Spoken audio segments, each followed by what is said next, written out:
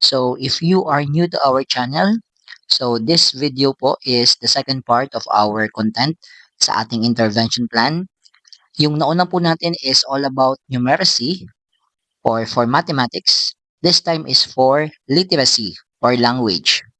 So as teachers, isa sa mga challenges sa atin is paano ma-improve yung literacy skills ng ating mga learners. So first and foremost, as teachers also hinihingan tayo ng ating mga intervention plan, mga action plan, report. So sa pagpapasa or pag-send ng mga reports, hindi pwede na basta lang tayo mag-send ng narrative. So pinaka-una muna is we should have the intervention plan, plano. So sa lahat naman ng ginagawa natin is always there should be a plan. So this one is the right video for you. So ang una natin dyan na ginagawa is we should identify our baseline.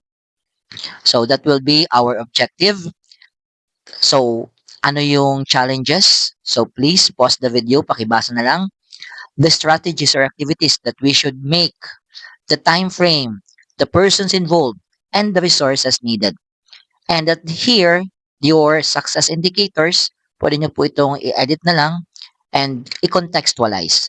But I hope that this video, that this content, can be or could be your basis sa inyong intervention plan. So after makuha yung baseline, another objective is to develop accurate letter sound correspondence and recognition of common sound patterns because some of our learners find it difficult, especially sa mga beginning sa ating KS1. Then for the next month, for example, October, to develop decoding and word recognition, and so on. Tuloy-tuloy na po yan hanggang makaabot tayo sa end of term, which is March 2027. So again, this one is a guide. This one is basis. If ever kayo ay naghahanap or gustong gumawa ng mga intervention plan sa literacy. So this one, I hope, could help you. Aside from it, may I also add that our Facebook page, yung Teacher Jed natin is hindi na natin ma-access for so many reasons. So may bago tayong FB page which is Sir Jed Files. Yan pong nakikita nyo sa screen. Yan ang ating bagong FB page. So if may tanong kayo, please contact me na lang. Gamit yan. Or pwede po kayong mag-comment. So this one is free. Kunin nyo lang po yung password na ipinakita ko dito sa screen. So, marami po ang nagtatanong, nasaan daw ang soft copy? So, ang soft copy po nito ay nasa description nitong video. My dear teachers, friends, if ever nakakatulong po yung ating content, kindly subscribe or if ever nakita nyo po ang ating Facebook page, you can always follow para updated po kayo lagi.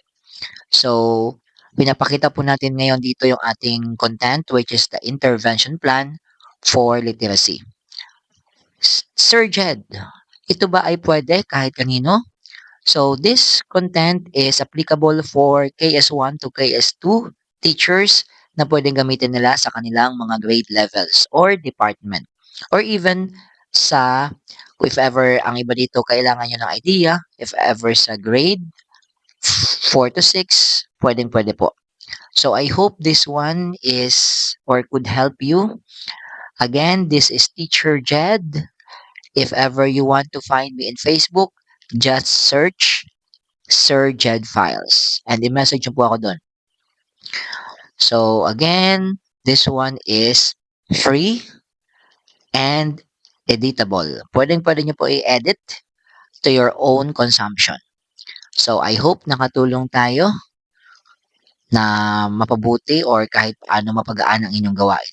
Especially sa ating mga baguhan, sa ating mga teacher 1, or to any teachers na nag-handle ng English or ng reading subject. So, this one is our template with the corresponding content. So, thank you for watching and good luck po sa ating lahat and I hope tulong-tulong tayo na mapataas ang quality ng education. That's why this content or this In this way, makapag-share naman ako sa inyo ng aking part to share this uh, content, to share this document. So thank you for watching and God bless all.